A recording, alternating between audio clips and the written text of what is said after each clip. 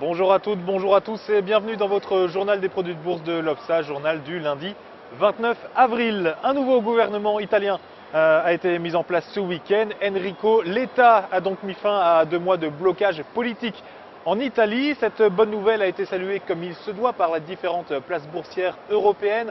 En France, par exemple, le CAC 40 a gagné 1,54% à 3868 points, tout près de sa meilleure cote de l'année. Pour les sociétés, la meilleure hausse de ce lundi est l'œuvre d'EDF, 3,38% de gagné pour l'électricien, la veille d'ailleurs de sa publication trimestrielle. Et puis Renault continue de progresser à pleine vitesse après les 16% de gagné la semaine passée. Renault gonfle aujourd'hui de 2,98% à 53,92 €. Renault qui pourrait bientôt recevoir le feu vert de Pékin d'ailleurs pour s'implanter enfin en Chine. Et puis enfin on notera que l'actualité italienne sourit bien évidemment aux valeurs bancaires.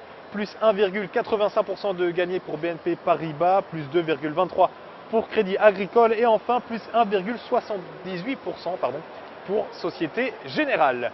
Outre-Atlantique maintenant, ici aux États-Unis, même cause, même conséquence, à savoir un excellent accueil du gouvernement italien d'Enrico Letta de la part du Dow Jones et du S&P 500. Le Dow Jones termine aux alentours de plus 0,74%. Le S&P 500, lui, bat tout simplement son record. En ce moment, il est à 1594 points. Des marchés américains satisfaits donc de ce qui se passe en Europe, boostés par les valeurs technologiques ce lundi. Et puis, des marchés américains qui saluent également de bonnes statistiques macroéconomiques parues ce lundi matin. Les promesses de vente de logements qui ont explosé pour le mois de mars, passage de moins 0,4 à plus 1,5%. Et puis les revenus personnels des Américains qui sortent en hausse de 0,2% au mois d'avril, soit un tout petit peu mieux que ce qu'espéraient les investisseurs ici à Wall Street.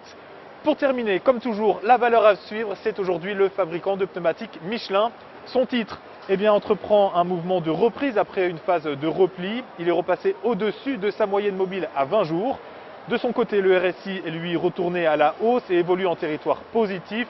Une orientation qui milite pour la formation d'une nouvelle jambe de hausse. En conséquence, tant que 62 € reste support, on pourra tabler justement sur une nouvelle jambe de hausse en direction, dans un premier temps, de 70,30 €.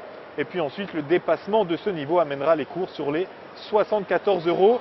La stratégie qui vous est proposée pour jouer cette valeur, c'est l'achat du Warrant Call Michelin à 4827 T d'Unicredit. Son prix d'exercice 70 €, son échéance le 6 décembre prochain. Voilà qui termine ce journal des produits de bourse. Je vous donne rendez-vous à demain. Bonne fin de journée.